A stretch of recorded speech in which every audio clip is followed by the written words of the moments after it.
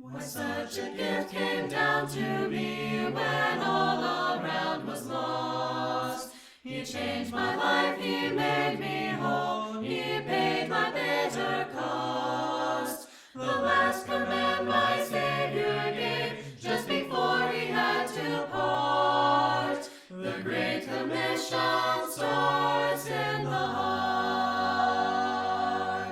Though I'm unworthy of His love, He's placed within my hands a treasure of unbounded grace to spread across the lands.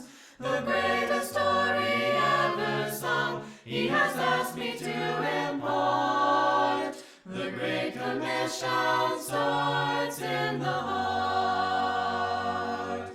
The love of Christ compels my soul to share so faithfully. Reveal the cleansing of your blood, so matchless, full, and free. Although I cannot teach the world, to reach one will be a start. The Great Commission starts in the heart. The Great Commission starts in the heart. I will go, I will go, I will go, I will go, I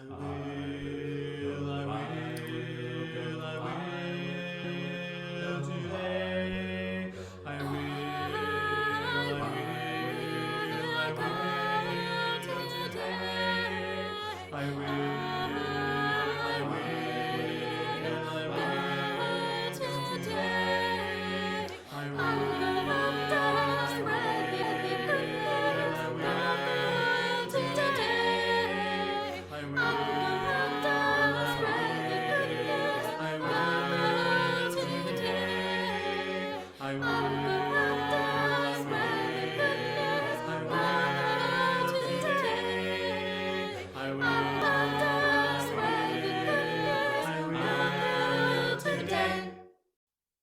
The Great Commission, it starts here with me. The Great Commission is what I make it to be. Great Commission, when are we gonna start? The Great Commission, it starts in the heart. The Great Commission starts in the heart.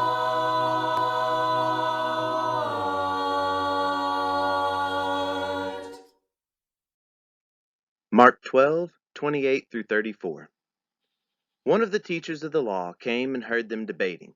Noticing that Jesus had given them a good answer, he asked him, "Of all the commandments, which is the most important?" "The most important one," answered Jesus, "is this. Hear, O Israel, the Lord our God, the Lord is one. Love the Lord your God with all your heart, with all your soul, with all your mind, and with all your strength. The second is this. Love your neighbor as yourself. There is no commandment greater than these." "Well said, teacher," the man replied. "You are right in saying that God is one, and there is no other but Him. To love Him with all your heart, with all your understanding, with all your strength, and to love your neighbor as yourself is more important than all burnt offerings and sacrifices." When Jesus saw that he had answered wisely, he said to him, "You are not far from the kingdom of God." Love unsurpassing, endless love, guiding, shining down from above, fervently trust in all that's true. Love each other as Christ loveth you. Bound in sin, received His grace, trusting in a heavenly place. Good works filled in all you do. Love each other as Christ loveth you. Love, perfect love, will guide us home. By His side no longer to roam. If on our path we go astray, hold God's hand, there's no other way.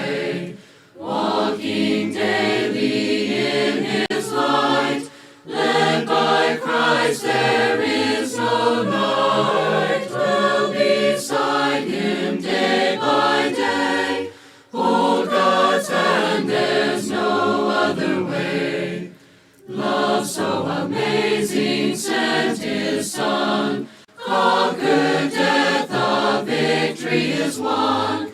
Constantly strive His will to do. Live for Christ as Christ lived for you.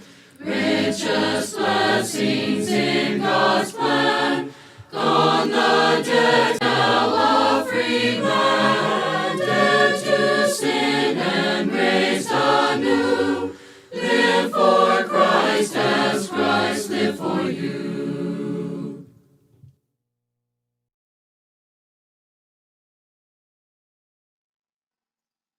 I know that many of us Christians right now are asking ourselves, am I doing enough right now? Is there something else that I need to do? Or, what would that look like? Well, I don't pretend like I'm going to be able to answer all of your questions that you might have in this just one video. But I do want us to look at some timeless truths from the scriptures and see something that we can be doing and that we should be doing, no matter what the world around us might look like. These are things that we should always be doing. Let's take a look at a few stories from the scriptures, if you will. Let's start here in Luke chapter 10, verses 25 through 28, where we read this encounter with Jesus and another individual. On one occasion, an expert in the law stood up to test Jesus. "Teacher," he asked, "what must I do to inherit eternal life?" "What is written in the law?" he replied. "How do you read it?"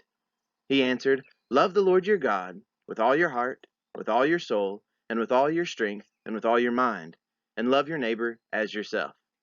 "You have answered correctly," Jesus replied. "Do this, and you will live."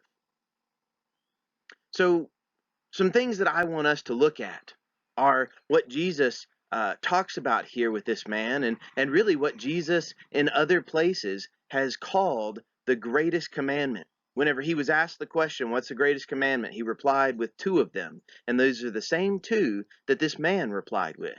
That we need to love God, and then we need to love our neighbor as ourselves. Well, what does that look like today? Well, what did it look like then? I think that's a very important question. Before we can start to answer really what loving God and loving our neighbor would look like today, we need to look at what did it look like then? Because after all, that's whenever the Bible was written. And in fact, to get this answer of what it looks like to love God with all of your everything, and then to love your neighbor as yourself, in order to get a glimpse of what that looks like, what I want us to do is actually go back into the original times those passages were talked about. Because after all, you probably noticed that these are quotations from the Old Testament. So what did it look like then? Going all the way back into the Old Testament now, thousands of years in the history. What did it look like to love God and love your neighbor? Let's take a look at those passages. The first one comes from Deuteronomy chapter 6. Now, this is a very well-known statement that's made by Jewish people, and it has been made by Jewish people for thousands of years. In fact, even today, modern-day Hebrews, they do recite this. They know this. It's very important to them. It's called the Shema sometimes. Basically, you'll probably recognize it once we start looking at it. Deuteronomy chapter 6, verses 4 through 8. There we read, "Hear, O Israel, the Lord our God, the Lord is one. Love the Lord your God with all your heart, with all your soul, and with all your strength. These commandments that I give you today are to be on your hearts. Impress them on your children. Talk about them when you sit at home and when you walk along the road, when you lie down and when you get up. Tie them as symbols on your hands and bind them on your foreheads. Write them on the door frames of your houses and on your gates." And if you keep looking at this passage, all of this passage is talking about how everything they needed to do needed to be centered around what God has done for them and the love that God has and the commands that God has given to the nation of Israel. Now, this was at an important time, and this Deuteronomy, the entire book was written just before the Israelites are about to enter into the promised land and really obtain what they've been promised for hundreds of years by this point. And whenever they get into the promised land, this is kind of a reminder, don't forget that it's God who put us there. That's the motivational speech that Moses is called to give them before they go in at that time. And here in Deuteronomy, we see that once again that the person Joshua is picking up that same thing and that same call to follow God. This has been done for several generations, but it's also important for us today. And these same things do apply to us in different ways. And I want us to take a look at some of these things. Of course, we recognize that we need to love God with our whole being, like everything about us, our heart, our soul, our strength, our mind, everything that we can possibly do. And, sometimes people might kind of look at some of these things. Well, I need to love God with all of my heart, with all my soul, with all my strength, and all my mind. And then they start looking at those maybe four descriptions. And the whole point is not to limit it to just four things. The whole point is to expand it into all of everything. These commandments are supposed to be on our hearts. They're supposed to change us and do great things within us. Do we allow them to do that? Look at verse 7, though, because I think this is so important for us to remember during our time right now. They are called to impress these commandments. Impress them on your children. What does that look like? Well, I hope that during this time of us not being able to gather together as we once did, and to have our Sunday school Bible classes with the children and all, I hope that you've taken this opportunity as you perhaps spending more time with your own family at this time. I hope you've taken this opportunity to have God being the center of what you do, and that you've been taking this opportunity to really teach the next generation, to teach these children, because that's what this is all about, is to impress these things upon your children. I mean, you look at verse 7 and you see that they're supposed to talk about these commandments whenever they sit at home. How much time do you spend sitting at home? It should be centered around what God has done and loving God. When you walk along the road, okay, so whenever you're traveling somewhere, when's the last time that you've made an effort to focus on God whenever you travel? When you lie down, if your family is like mine, you probably read books or something like that with your family. I have particularly young kids, so maybe if your kids are a little bit older, you might not do that, but still find a way to connect with your kids whenever you lie down at night and you're about to go to sleep. But then look at this next thing. Whenever you get up, how does your mornings look? Most of us, we've got somewhere where we need to be, on our typical days. So we just get up and we just go. We maybe eat a little breakfast on the way, or maybe just kind of grab whatever we can. How many of us sit down as a family and eat breakfast together? How many of us take this opportunity whenever we get up to focus on God and to instill within our children about God and the need to follow Him and to love Him? Now, I'm not saying that I do these things perfectly. Some days I do them better than others. I recognize that. But this is still the call of what we should be doing. That this is what it means to love God with everything, is to spend all of this time teaching this next generation. But there's more. It's not just about the future generation. It's also about right here, right now, and you specifically. Verse 8, they're told to tie them as symbols on your hands and bind them on your foreheads. I can't help but notice within this that it's kind of like everything that we do with our hands. I mean, how much do you do with your hands throughout the day? And how does that show the love of God? Bind them on your foreheads. This is where our mind is. What about all of your thoughts? Are your thoughts and your actions focused on loving God? Because that's the call. And we see in the next verse, and there's more things as well, but in this next verse it talks about our houses. Our houses, places that we can tell that we love the Lord our God, the one and only God.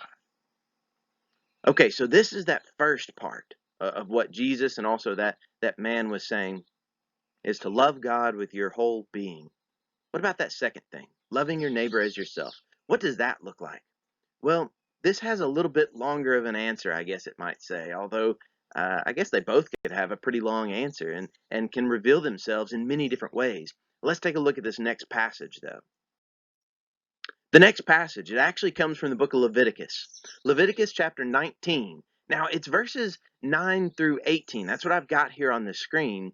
And I'm going to read all these things, but I want you to recognize that these statements are specifically made to Israel. And you might even find out that really some of these are only for a select group within Israel. It's not even for all of the Israelites.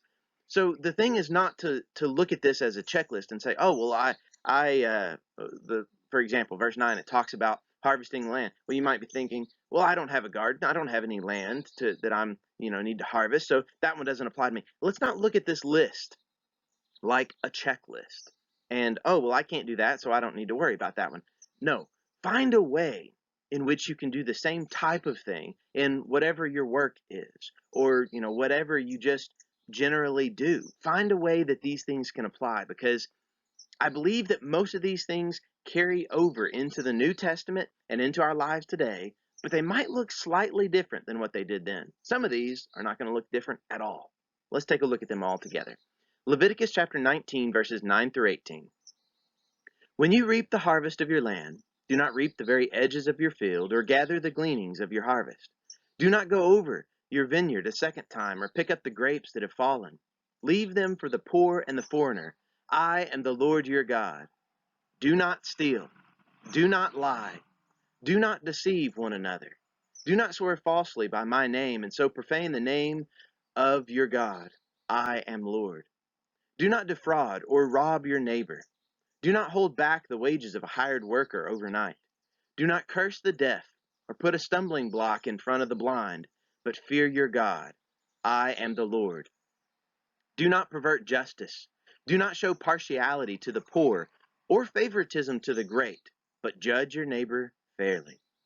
Do not go about spreading slander among your people. Do not do anything that endangers your neighbor's lives. I am the Lord. Do not hate a fellow Israelite in your heart. Rebuke your neighbor frankly, so you will not share in their guilt. Do not seek revenge or bear a grudge against anyone among your people, but love your neighbor as yourself. I am the Lord. So I guess you've probably kind of picked up on this, that even among these passages that are talking about how we should love our neighbor as yourself, there's this repeated phrase about how I am the Lord. So I guess even that this command has to do with how we love God. We love God because he first loved us. We love our neighbor because of that love of God and being faithful to what God has asked us to do. You probably noticed in this list, some of these things apply to us exactly. This first one in verses 9 and 10, this has to do with the nation of Israel. If you are a farmer today, and if you leave the edges of your field not harvested, guess what? They're probably going to go to waste. Poor people aren't going to be coming through your fields and picking those things up. So how does that relate to us today?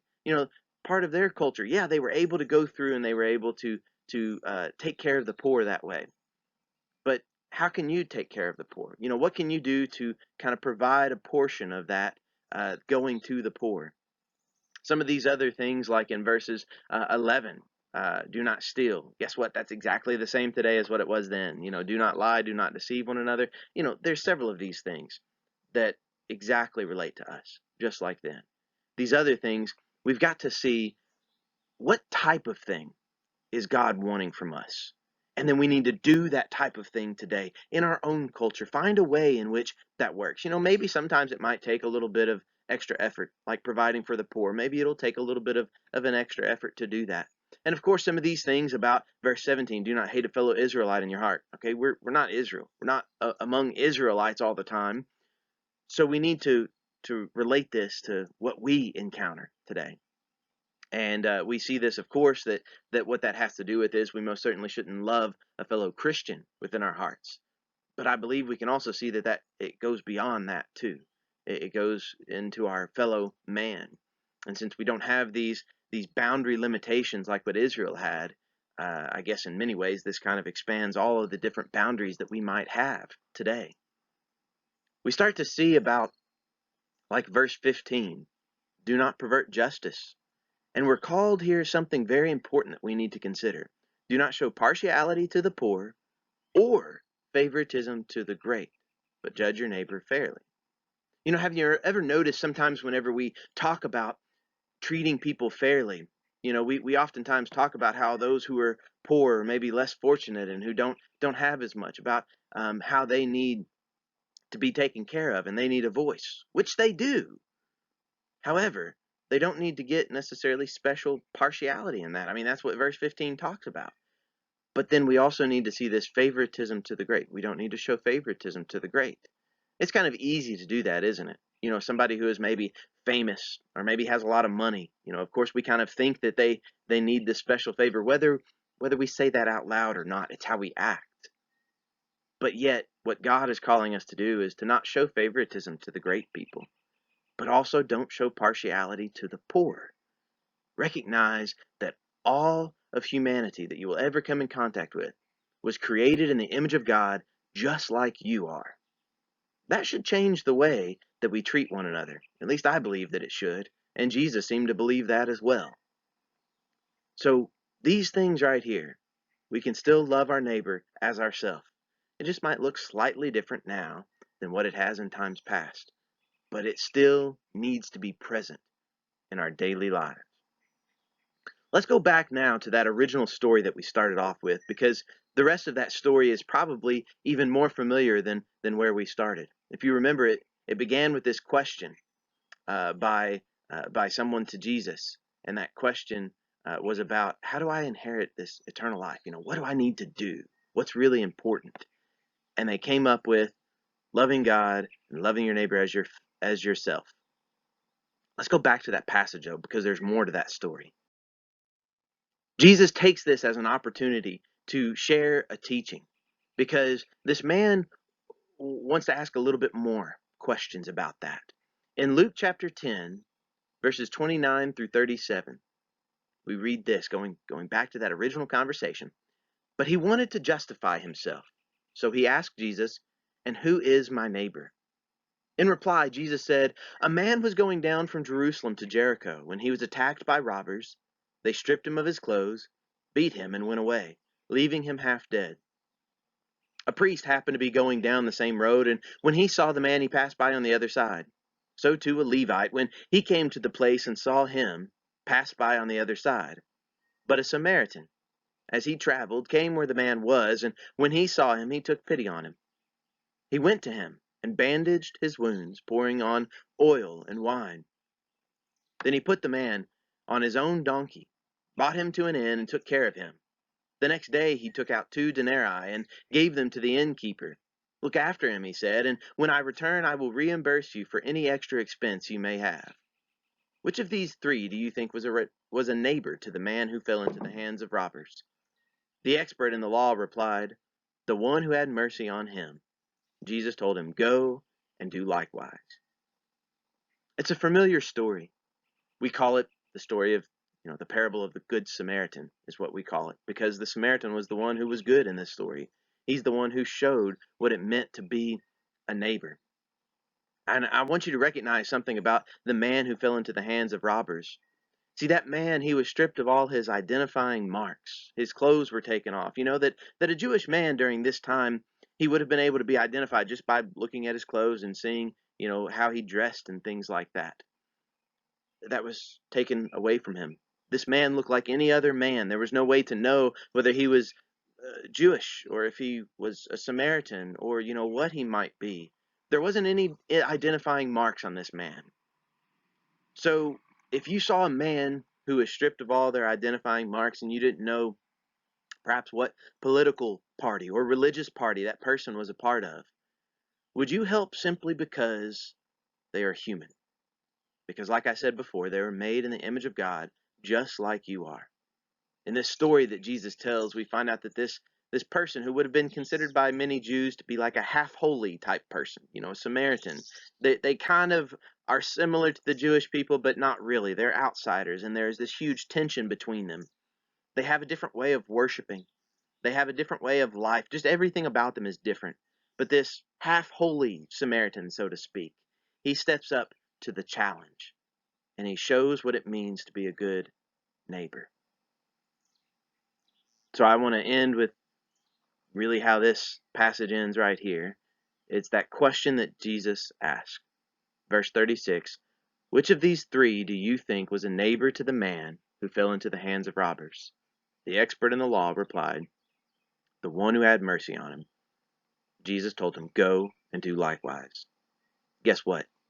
We're still called to go and do likewise.